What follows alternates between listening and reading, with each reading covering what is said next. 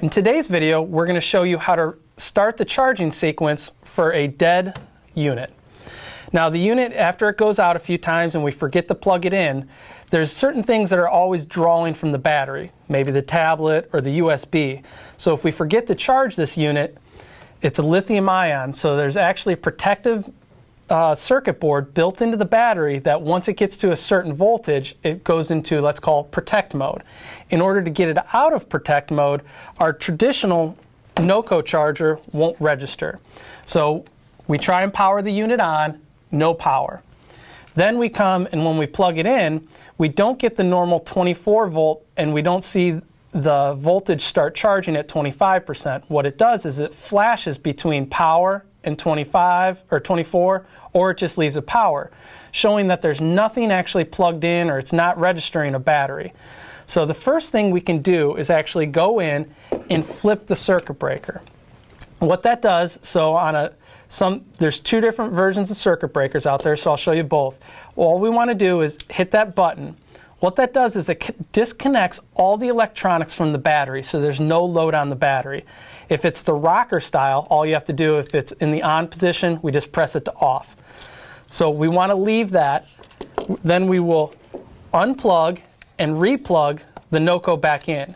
If the charge sequence still does not start, then the next step, what we'll do is you'll have to contact Club Car and you'll get a hot charger. So all this little charger does is plug into a wall socket and it plugs in just like the normal unit.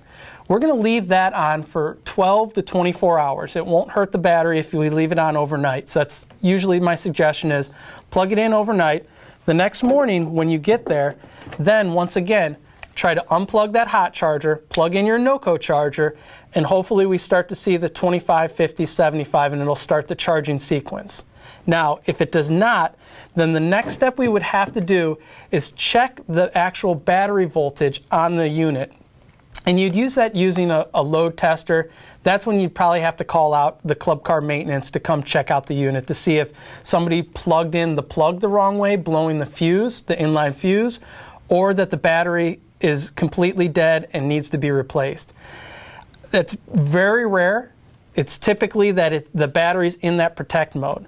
So after we've got the battery charged up completely, we have to remember, once we unplug, to reclose that circuit and reclose and turn it on. So those are our two.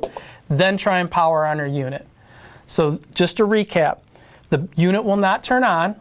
The NOCO charger is not working. We need to unplug the NOCO, flip our circuit breaker, replug the NOCO charger. If that still doesn't start the charge sequence, use our hot charger next, leave that in for 12 to 24 hours, plug the NOCO back in. Before we get and put this unit out, we want to make sure that it's at 100% now. 24 volts should be lit up and 100%. Once that's done, close our circuit breaker, power up the unit, and you should be good to go.